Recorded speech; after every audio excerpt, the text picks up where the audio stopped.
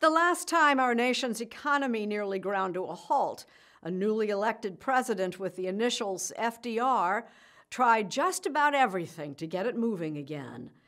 He led with bold actions and inspiring words. This morning, we look back to those times with two reports. We begin with John Dickerson. Long lines for food, for relief, fear and despair. Though black and white, the pictures from the Great Depression echo America in the COVID era. National suffering and frustration. The virus is new, the struggle is not. Our greatest primary task is to put people to work. In 1933, newly elected Franklin Delano Roosevelt confronted 25% unemployment, the collapse of banking, and sweeping poverty. His response would reshape the way the country thought about itself, its president, and democracy. The United States was in the fetal position, and people really wondered whether we would ever get out of this. Jonathan Alter is author of The Defining Moment, FDR's 100 Days and the Triumph of Hope.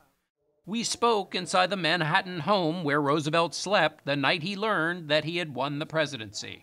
Roosevelt believed in what he called action and action now. This nation is asking for action and action now. And he used that word in his inaugural address 6 times.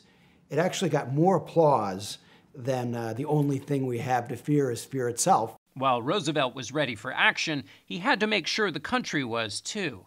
At a time when the tenets of democracy itself were being questioned, he recast the social contract, convincing the American public they were all in it together. What is the New Deal? It's a deal between the government and the people on what they expect of one another. And before Roosevelt was president, it was basically every man for himself. Rugged individualism, you know. The only real contact the American people had with the federal government was when they went to the post office to buy a stamp.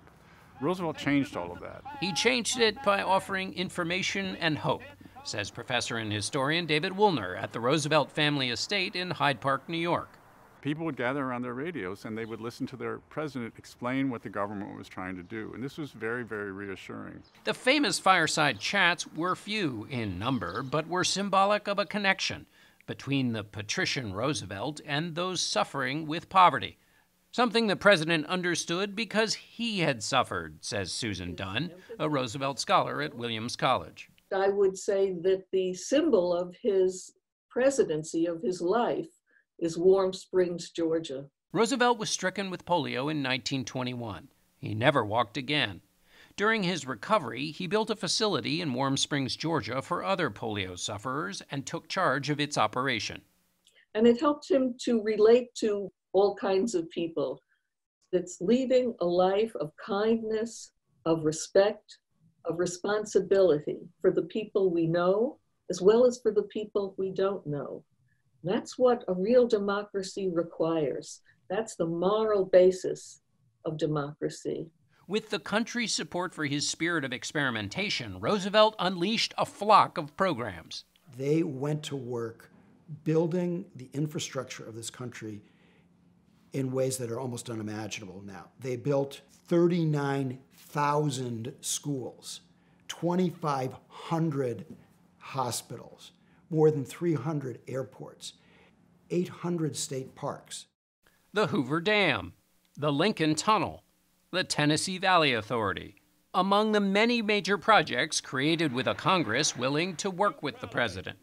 That didn't mean Roosevelt was without enemies. I think there's a kind of an assumption that everything for him worked, but he had very, very strong opposition. There was plenty of partisanship, and there were plenty of Republicans and some Democrats who thought that he was becoming a dictator. Soon enough, Roosevelt would be fighting real dictators in the Second World War, which ultimately lifted the country out of the Depression. America became a beacon for the world, and its leader, Roosevelt, offered a new way to measure the worth of a nation. And he said, you know, the test of our progress is not whether we provide much to those who have much, but whether we provide enough to those who have too little. That is the test posed by FDR for America's leaders today. Not just to survive, but to plot a course for a way to emerge from this crisis stronger.